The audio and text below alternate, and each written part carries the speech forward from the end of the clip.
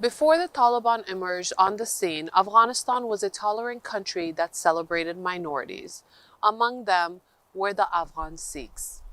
Their history traces back centuries to the frequent conflicts between two empires, the Duranis and the Sikhs.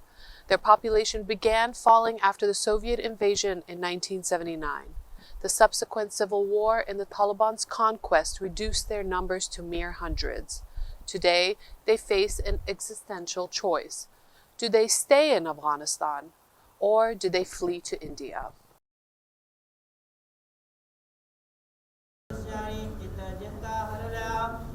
Spirited chants filled the air.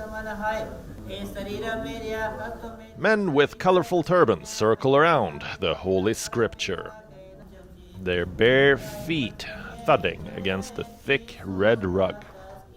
These men and women are the last Sikhs of Afghanistan.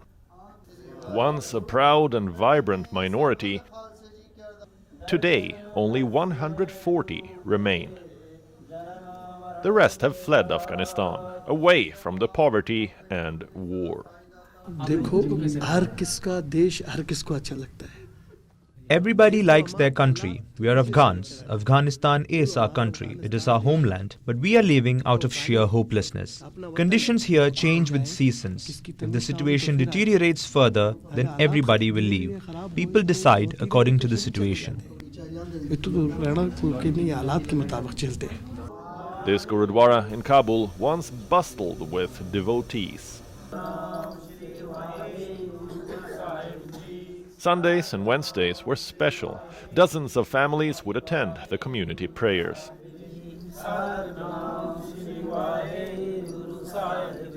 It wasn't just a temple of religion. It was a temple of brotherhood.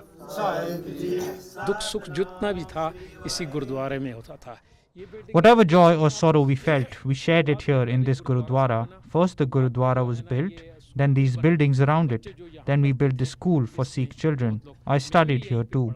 This garden that you see, children used to play here.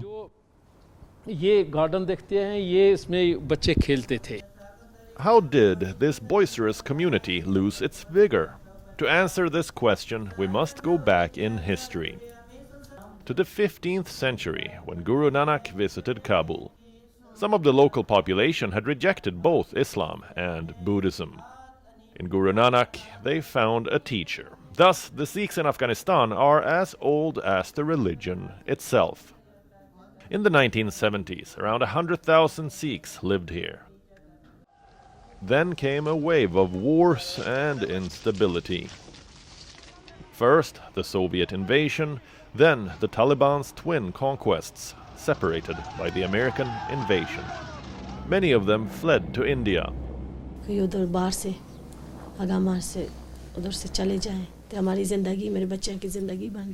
feel that going abroad is good for us and our children. Our life and our children's life could be settled outside. That's what we hope. There is too much poverty here. My husband does not work. My son and daughters are still small. If we leave, we can make something of our lives. This Gurudwara once had 3 copies of the Holy Scripture, but as the Taliban marched into Kabul, there was fear. Would the holy book be destroyed? What if the fighters desecrated the temple? 2 of the copies were sent to New Delhi. 1 remains here, still inspiring the handful of devotees who gather every week. To be exact, 87 people have left recently, and as you can understand, the Guru Granths have to be preserved properly. So they took 2 Guru Granths along with them. We have a Gurudwara in Delhi, and there these Guru Granths are preserved. People are taking care of them.